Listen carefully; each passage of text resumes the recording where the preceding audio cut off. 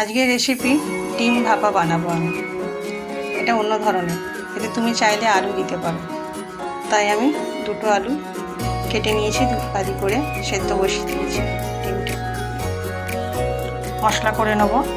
সর্ষে, পোস্ত, কাঁচা লঙ্কা আর দুটো রসুন কোয়া আমি একসাথে বেটে নেব।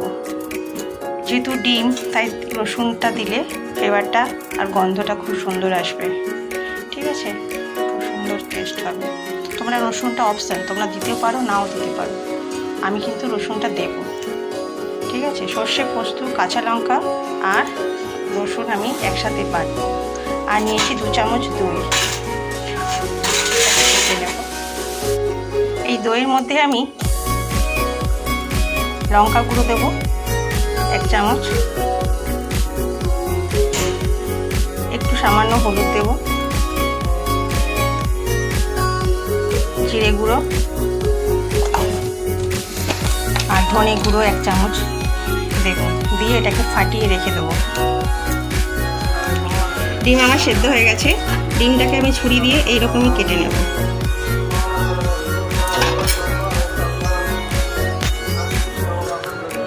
ডিম কাটা হয়ে গেছে, এবার আমি দেব সর্ষের তেল।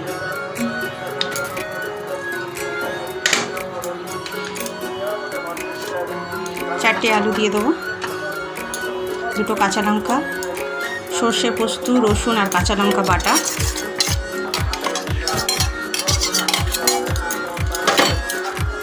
দইটা ফাটিয়ে নিয়েছিলাম মশলা দিয়ে, এটা আমি দিয়ে দেবো।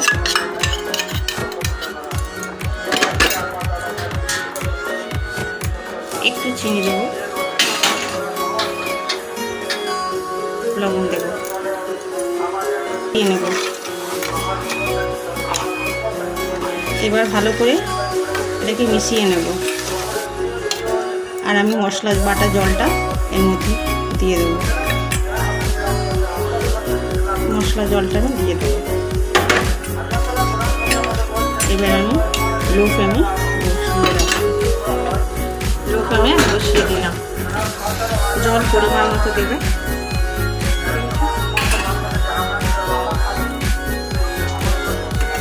ডিম ভাপা আমার হয়ে গেছে, হয়ে গেছে।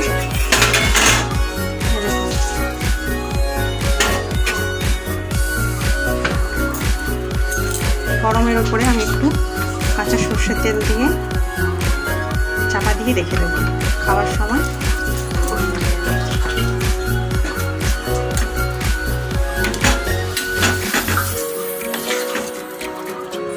দেখুন কত সুন্দর হয়েছে।